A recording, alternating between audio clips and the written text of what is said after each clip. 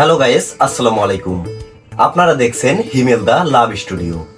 অন্যান্য পর্বের মতো আজকে আমাদের স্টুডিওতে এমন একজন মানুষকে হাজির করিয়েছি, তিনি এখন পর্যন্ত জানে না সে তার ভালোবাসায় সফল নাকি ব্যর্থ, কারণ তারটা এখনো পেন্ডিংয়ে চলতেছে। তো তার মুখ থেকে আমরা শুনবো তার ভালোবাসাটা আসলে কিভাবে শুরু হয়, কিভাবে তার ভালোবাসার পথ চলাগুলো চলতেছিল এতদিন পর্যন্ত, বা এখন কি পর্যায়ে আছে। তো ভাই আসসালামু আলাইকুম। জি ভাই, আসলে আপনার পরিচয়টা দিয়ে আসলে আপনার ভালোবাসার গল্পটা শুরু করবেন। আমার নাম আহিব হোসেন, বাসা নীলফামারীতে শাহীপাড়ায়। আমি একটা সার্ভিসে আছি। তো আসলে ভালোবাসার অনুভূতিগুলো অনেক কাল্পনিক।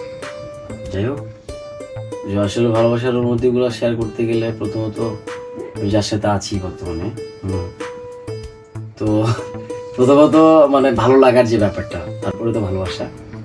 তো আসলে একটা দেখা থেকেই শুরু হয় মূলত। তো আমি ছবি দেখছিলাম, ছবি দেখার পরে তাকে আমি ফোন করি একটা মাধ্যমে। দর্শকদের একটা ব্যাপার ক্লিয়ার করতে চাই, আসলে আপনি তখন তাকে আসলে কিভাবে দেখেন, মানে ফার্স্ট দেখাটা সেটা কোনো অনলাইন সাইট থেকে? হ্যাঁ, অনলাইন সাইট থেকে ছোট পিকচার আমি দেখছিলাম, তারপর আমি তাকে নক করছিলাম। মানে এটা কি ফেসবুকে? ফেসবুকে। তখন আসলে আপনি তখন আসলে পড়ালেখার দিক দিয়ে কোন ক্লাসে ছিলেন? আমি মেট্রিক শেষ করছি। মেট্রিক শেষ করার পর ফেসবুকে দেখা। আচ্ছা, তারপর? তো তারপরে তাকে সে প্রথমে হাসার ব্যাপারটা হয়েছে কি, মানে সে প্রায় অনেকদিন আমাকে পাত্তা দেয়নি। হ্যাঁ, সে প্রথমে মনে করছিল যে আমি তো রিয়েল বা ফেক লাইক এই টাইপের। আমি ওই সময় ঢাকায় থাকতাম। হ্যাঁ, তো তার সাথে কন্টিনিউ যোগাযোগ করার চেষ্টা করি, মেসেজ করতাম, আমার পরিচয় দিতাম।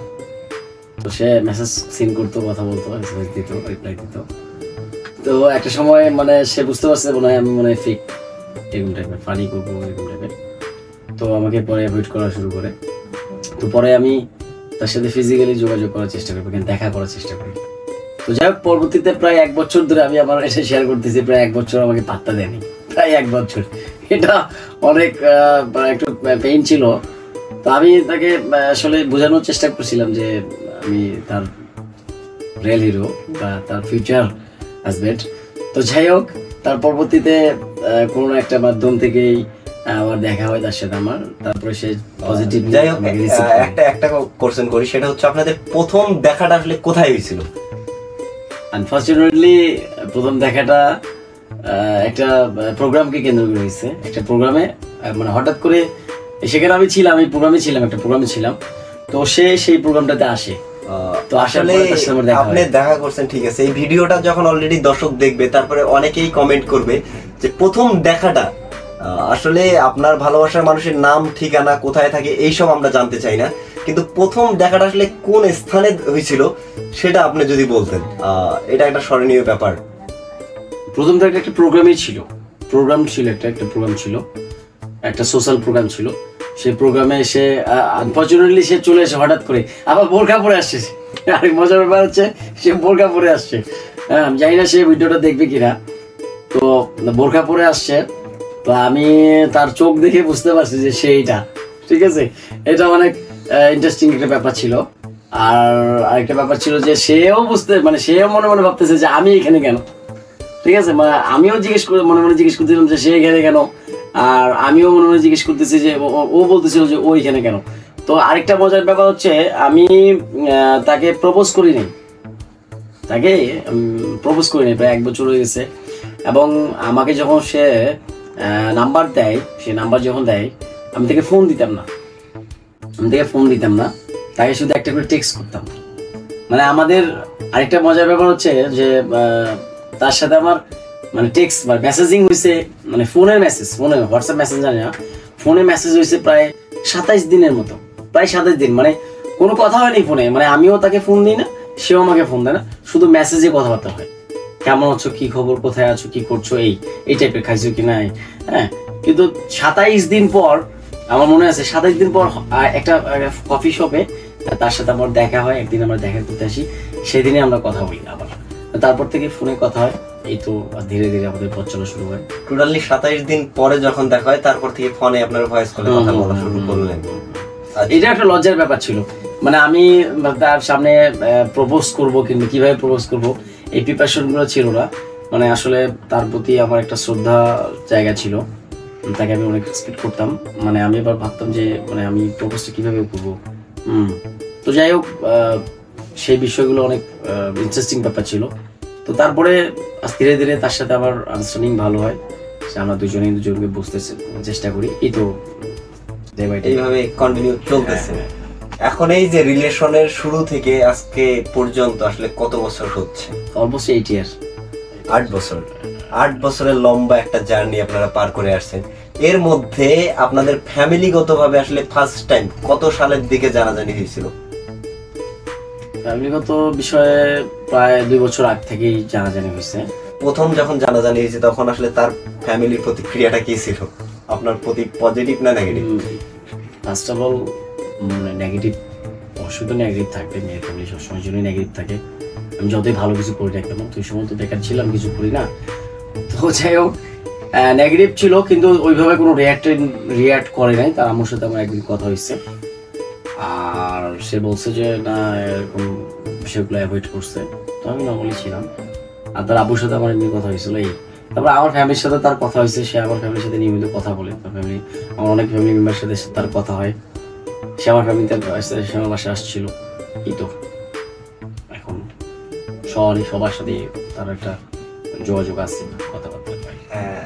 আপনার গার্লফ্রেন্ডের কাছে কি কখনো টাকা নিয়ে খাইছেন আপনি? কারণ এমন কখন হয়েছে রেস্টুরেন্টে গেছেন, আপনার কাছে টাকা নাই, দেন তার কাছে টাকা নিয়ে বিলটা পে করছেন?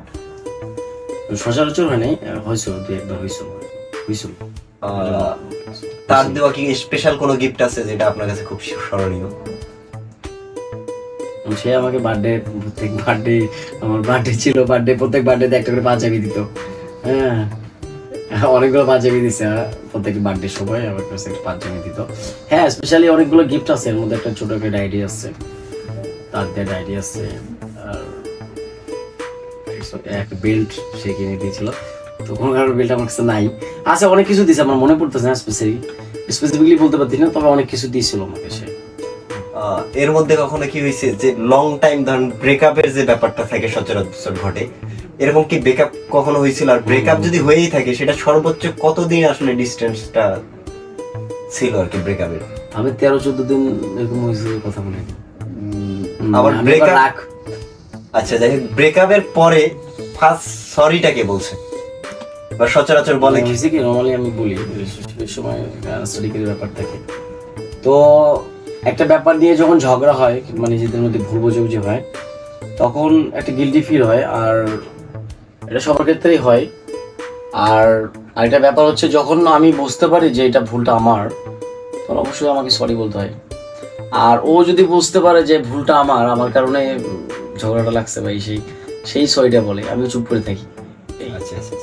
নর্মালি আমার কাছে যদি মনে হয় যে ভুলটা আমার, তাহলে আমি সরিটা বলি। সেও মাঝে মাঝে বলে। তো যাই হোক দর্শক, আমরা আর কথা বাড়াবো না, জাস্ট আপনারা ভাই আর ভাবির জন্য দোয়া রাখবেন, দেন তারা যাতে আজকে যেমন ভাই একা আমাদের স্টুডিওতে সরাসরি উপস্থিত হয়েছেন, ভাইদের বিয়ে শাদীর পরে যাতে ভাই ভাবিকে নিয়ে তাদের ভালোবাসার পূর্ণতার গল্পটি আপনাদের সাথে আমাদের স্টুডিওতে বসে শেয়ার করতে পারে, এতটুকু পর্যন্ত দোয়া করবেন। লাস্ট কোশ্চেন, আপনাদের বিয়ের প্ল্যানিংটা আসলে কতদিনের মধ্যে? আমি তো মোটামুটি ডিসেম্বরের এটা আমার প্ল্যান আছে। এখন দর্শকদের উদ্দেশ্যে বলতে চাই, দর্শক আপনারা যারা দেখবে ভিডিওটা বা যারা পরে দেখবেন, সবাই আমার জন্য দোয়া করবেন, আমাদের জন্য দোয়া করবেন, আমরা যাতে বিবাহ বন্ধনে আবদ্ধ হয়ে আমাদের ভালোবাসার পরিপূর্ণতা পাই। আমি একজনের সাথেই আছি, ইনশাল্লাহ একজনের সাথে থাকতে চাই, দোয়া করবেন আমার জন্য। আর ডিসেম্বরের মধ্যে ইনশাল্লাহ আমি আনুষ্ঠানিকভাবে আমার বিবাহ বন্ধনে আবদ্ধ হতে চাই, এইটুকুই। তো দর্শক যারা আছেন তারা আরিফ হোসেন ভাইরে অনেকে চেনেন জানেন, নীলফামারীর মধ্যে মোটামুটি সে একটা পরিচিত মুখ। তো আরিফ হোসেন ভাই কিন্তু ফাইনালি তার ভালোবাসার গল্পটি আমাদের হিমেল দা লাভ স্টুডিওতে এই প্রথমবারের মতো শেয়ার করলেন, কারণ তার ভালোবাসার ব্যাপারগুলো নিয়ে অনেকে কনফিউজে ছিল যে ভাই আসলে কোনো রিলেশনশিপের মধ্যে আছেন কিনা। তো আসলে যেহেতু আমাদের এটা হিমেল দা লাভ স্টুডিও, ভালোবাসার গল্প, ব্যর্থতার গল্প বা সফলতার গল্পগুলো প্রকাশ হয়, সেই ক্ষেত্রে আমাদের রিকোয়েস্টে ভাই তার কিন্তু এতদিন পর তার মুখটা খুলছে। যাই হোক, আপনারা যদি ভিডিওটা দেখে আপনাদের ভালো লেগে থাকে সেই ক্ষেত্রে অবশ্যই কমেন্টের মাধ্যমে জানাবেন আর ভিডিওটা শেয়ার করবেন। আর সবচেয়ে বড় কথা হচ্ছেন, যারা আমাদের নীলফামারীর মধ্যে পরিচিত মুখ, তারা আসলে তাদের ভালোবাসার গল্পগুলো কবে আমাদের স্টুডিওতে এসে শেয়ার করবেন সেটাও কমেন্টের মাধ্যমে জানাবেন। তো সবাই ভাইয়ের জন্য আর ভাবির জন্য দোয়া করবেন। সবাই ভালো থাকবেন, সুস্থ থাকবেন। আল্লাহ হাফেজ।